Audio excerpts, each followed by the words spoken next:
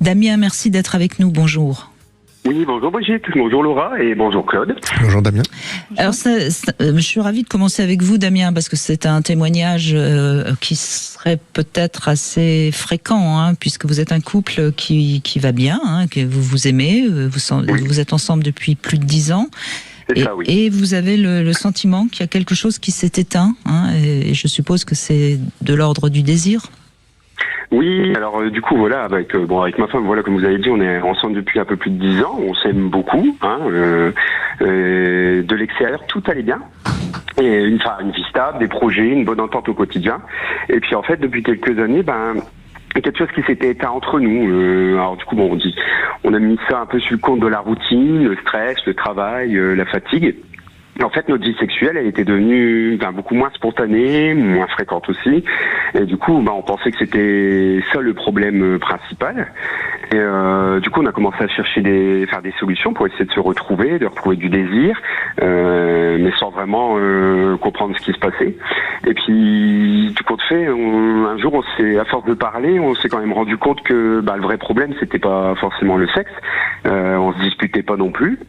Mais on se confiait pas non plus. En fait, on parlait des courses, des enfants, l'organisation de la semaine, mais plus vraiment de ce qu'on ressentait vraiment, en fait. En fait, vous étiez devenus deux colocataires qui menaient bien leur barque, mais il y avait finalement pratiquement plus de sentiments. C'est-à-dire vous n'échangiez plus sur le langage d'amour, quoi. C'est ça, il y avait vraiment plus de connexion là-dessus. C'était vraiment de la coloc et comme vous dites, on menait notre barque, tout allait bien, on savait que c'était de tel jour on fait ça, tel moment on fait ça, mais du coup après on avait perdu un peu ça. Mais c'est formidable que vous ayez pu vous en rendre compte déjà.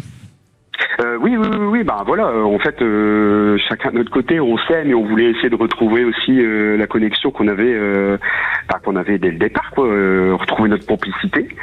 Et donc, petit à petit, en fait, de parler et à prendre du temps pour nous, sans parler forcément de la sexualité, on s'est quand même rendu compte que, en fait, c'est ça qu'on avait besoin, c'est qu'on discutait pas, on parlait pas de ce qui nous stressait. Vous vous êtes rendu compte que vous vous aimiez encore, donc déjà. Ah oui, complètement. Ah oui, c'est toujours, ça reste. Et alors, comment vous avez fait pour remettre du langage d'amour entre vous et est-ce que ça aboutit sur une nouvelle sexualité ? Oui, voilà, c'est ce que je vous disais. En fait, on a commencé à parler chacun de nos inquiétudes, nos envies, tout ce qui pouvait nous frustrer, et ce qui pouvait aussi nous rendre tristes et au contraire heureux. Et en fait, c'était des choses simples, finalement. Et là, il y a quelque chose qui a changé. On a commencé à se retrouver. La complicité, elle est revenue. Et je voudrais même dire naturellement. Du coup, on s'est mis à se regarder autrement, à se toucher davantage, et puis à être aussi plus attentifs l'un à l'autre.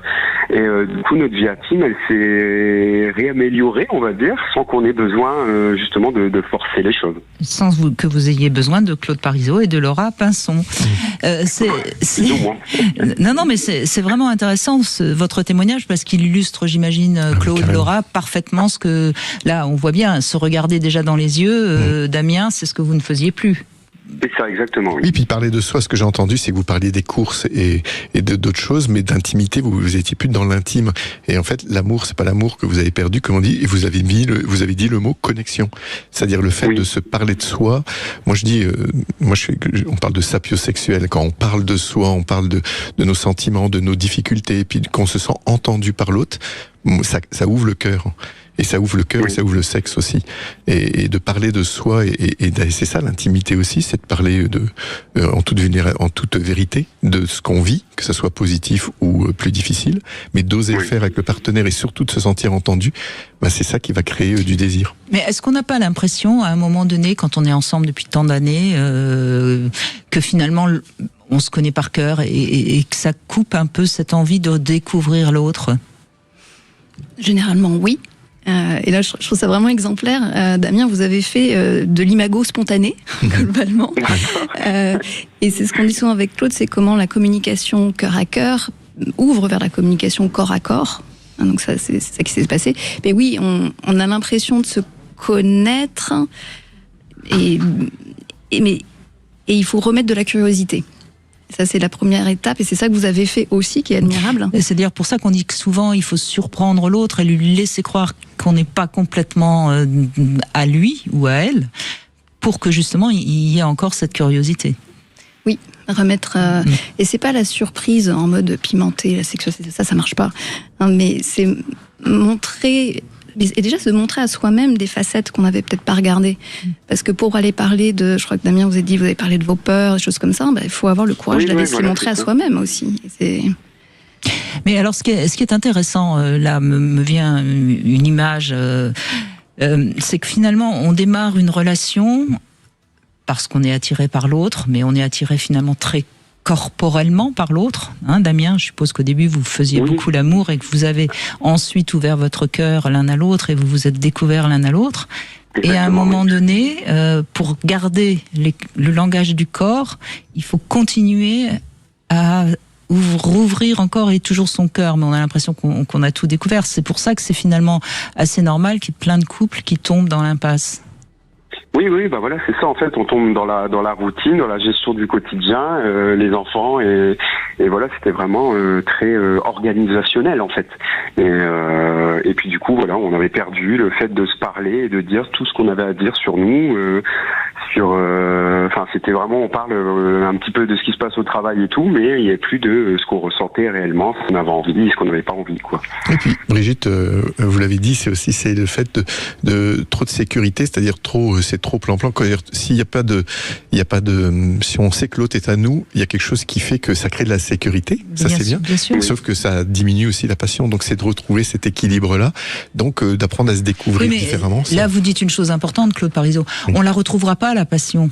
Oui, on est d'accord. C'est ça aussi qu'il faut comprendre, c'est-à-dire que et Laura, vous l'avez. Le début ne sera plus. Voilà, donc il faut accepter que cette passion-là ne se retrouvera plus. Donc il faut accepter que cet élan pulsionnel, sexuel, n'est plus là. Et il faut, par le cœur, retrouver quelque chose de l'ordre de l'intimité sexuelle. C'est pas si simple. Donc bravo, Damien. Bah oui, non, mais merci à vous. Du coup, voilà, c'est ce que je voulais. Enfin, j'ai une question que je me posais. En fait, c'est est-ce qu'il y a beaucoup de couples qui cherchent pas à régler un problème sexuel, alors qu'en réalité, c'est le manque de connexion entre eux.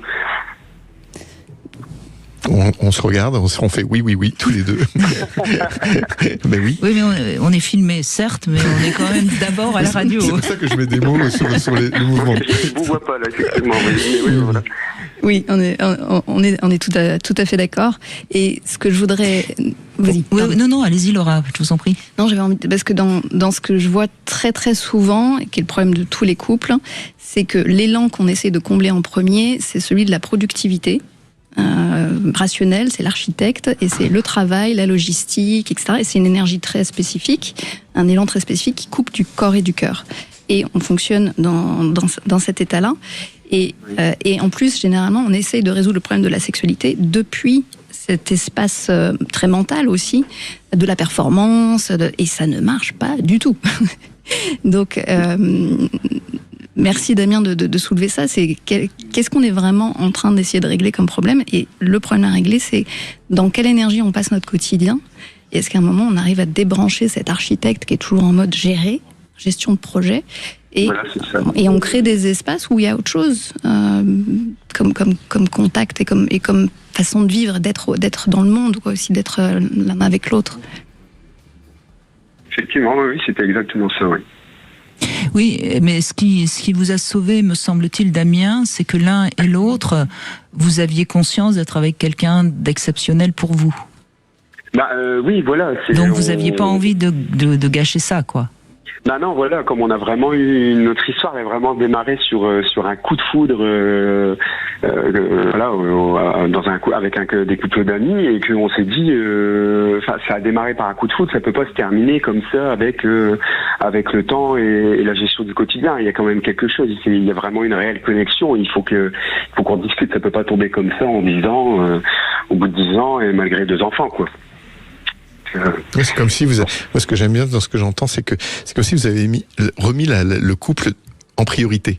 C'est-à-dire que je sens que vous avez tous les deux une conscience que vous vouliez vraiment remettre de l'énergie, et ça passe par ça. Parce que très souvent, le couple passe après les enfants, le travail, au bout de quelques temps, hein, quand il n'y a plus la période romantique, et alors que c'est un vrai... j'aime pas le mot travail, mais on se met en travail quand même. Il y a des choses à faire pour rester connecté. Et vous, c'est ce que vous avez fait, et ça a fonctionné. Écoutez, oui, ça a bien fonctionné même. Bon, écoutez, maintenant vous avez le mode d'emploi, donc dès que la routine reprend un peu le dessus, vous saurez. Mais c'est pour ça qu'on dit toujours qu'il faut se donner des rendez-vous où on n'est que tous les deux, où on peut se parler, et c'est pour éviter justement de perdre la connexion. Et de croire que c'est spontané. Parce que moi, j'ai entendu le mot spontané. La spontanéité, c'est au début. On a tous les deux du désir, c'est les hormones qui nous portent. Mais après, la connexion, le nourrir le désir, ça n'a rien de spontané. C'est vraiment de se donner des rendez-vous, oui. Ça, c'est essentiel. D'accord, ok. Eh ben, merci beaucoup Damien, puis félicitations, parce que quand même, vous, comme on dit, vous l'avez été sans le savoir, Imago. C'est quand même pas mal.